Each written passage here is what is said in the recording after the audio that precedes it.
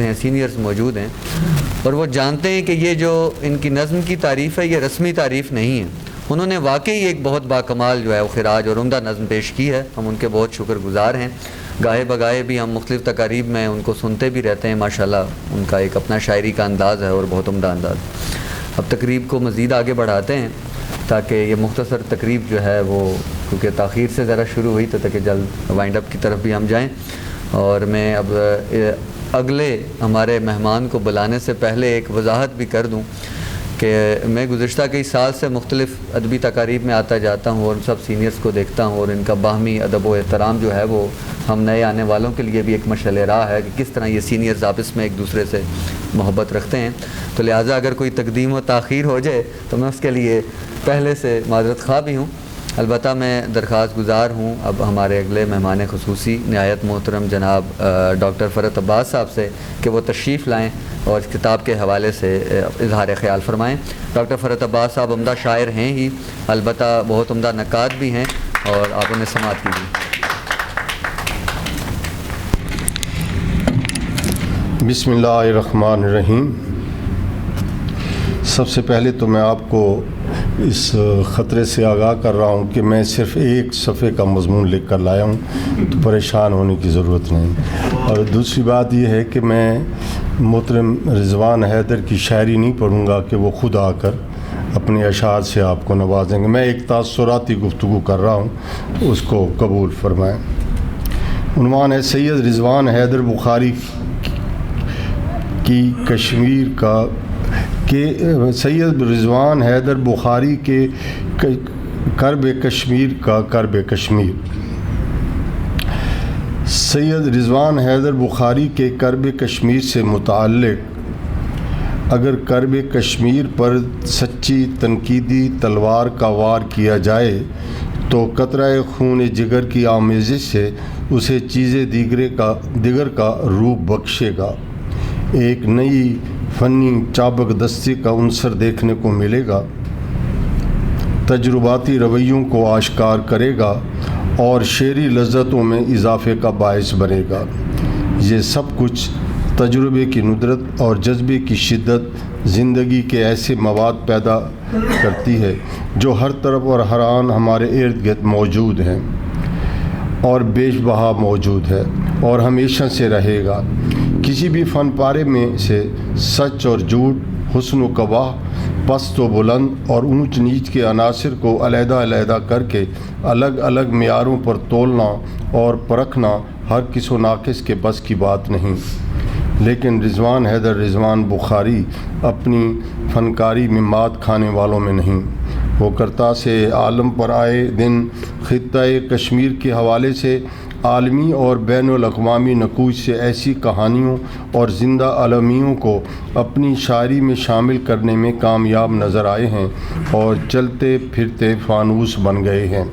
وہ فی زمانوں اور ارمانوں کی روش کو دیکھتے سمجھتے اور ان کا تجزیہ کرتے کرتے سینکڑوں سے زائد منظوم اظہاریوں میں اپنی زبان اور اپنے شاعرانہ بیان میں جو کچھ کہنا چاہتے ہیں پیش کرتے آ رہے ہیں.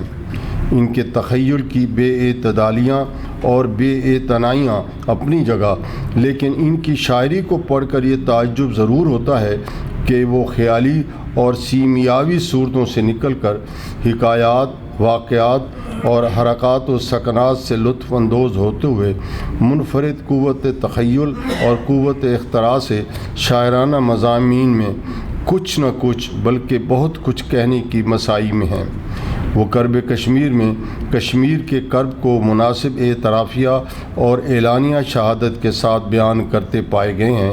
حالانکہ اردو شاعری میں بہت سے صوت ایسے بھی ہیں جن میں کوئی کیفیت نہیں پائی جاتی یا نہیں ملتی اور جو بے آب و گیا ریگستان کی طرح خشک، بے کیف اور اضمحال آفرین ہیں.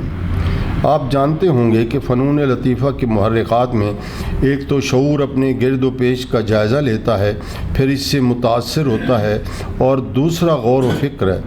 غور و فکر کے بعد انسان اپنے تاثر کو محبت، نفرت، غم اور نا امیدی کے ساتھ ساتھ قلم بند کرتا ہے. یہی غور و فکر اور یہی سوچنے کا عمل جب شاعری کے روپ میں ڈھل کر باہر آتا ہے تو رضوان حیدر بخاری کے ہاں کرب و علم اور ہجر و فراق کے ساتھ ساتھ غم دورہ لیے کبھی کبھار کرب کشمیر کا روپ بھی دھار لیتا ہے۔ شعر ایک ناطق مصوری ہے جو ہم سے کھل کر تکلم اور بات چیت کرتی ہے، اور فنون لطیفہ کی اقسام میں شاعری مسلمہ طور پر سب سے بلند ہے، کیونکہ باقی اصناف کو نطق گوئی کا اعجاز حاصل نہیں۔ شاعری کے مقابلے میں دیگر فنون لطیفہ ساکت و صامت چیزیں ہیں، اور وہ اپنا مافی الضمیر اشاروں کنایوں کے ذریعے ظاہر کرتی ہیں، جبکہ شاعری اپنے معانی اور مطالب کو اشعار کے توسط سے بتدریج بیان کرتی ہے۔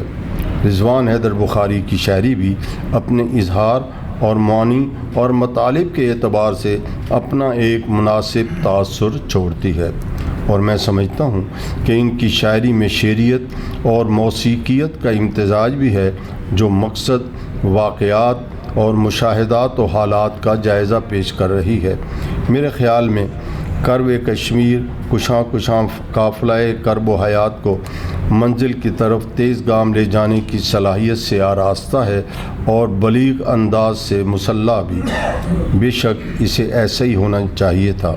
انشاءاللہ کشمیری ادبی حلقوں میں کرب کشمیر ایک جامع کلمی اضافہ تصور کیا جائے گا۔ وما علینا الا البلاغ۔ ماشاءاللہ مختصر لیکن بہت عمدہ اور جامع جو ہے انہوں نے تبصرہ فرمایا، اور کئی حوالوں سے انہوں نے جو ہے شاہ صاحب کی توجہ بھی اہم امور کی جانب دلوائی۔